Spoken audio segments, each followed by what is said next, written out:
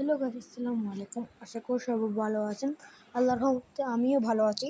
তো গাইস, আমি চলে এসেছি সাগরপাড়ে আসার পর এখানে দেখতে পাচ্ছেন অনেকগুলো পাথর। আমি আছি পাথরের উপরে। আমি একটু ব্যথা পাইছিলাম, তবুও আমি আপনাদের জন্য ভিডিও করতেছি।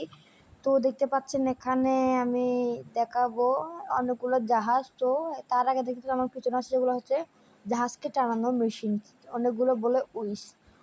তো এটা মেশিন টানে। তো তার আগে দেখবেন এখানে জাহাজগুলা। তো তার আগে আপনারা জাহাজগুলো দেখে নেন। তো এখন আমি উপরে নিয়ে যাব। উপরে নিয়ে আপনাদেরকে আমি এখন দেখাবো জাহাজটা কিরকম। একটা তো যেটা বাম পাশে দেখতেছেন সেটা হচ্ছে এলএনজি, আর যেটা মাঝখানে দেখতেছেন সেটা হচ্ছে এক্ষুনি বেড়ে গেছে, কারণ সেটা নাঙ্গল মানে চেনটা লাগানো আছে। সেটা চলন্ত জাহাজ না, সেটা মানে দাঁড়ানো আছে, কিন্তু সেটা বেড়ে গেছে। তারপর ডান পাশে আছে এলএনজিটার নামটা অনেক বিখ্যাত, কারণ এটা আমাদের মানে এলাকায় 2-3টা প্রায় 5টার মতো আসছে।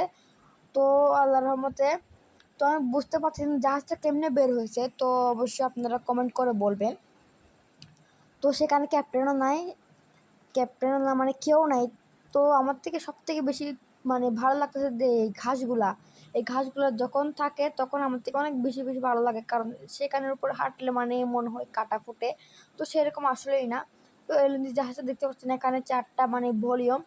সেখানে হচ্ছে গ্যাস থাকে, তরল তরল গ্যাস।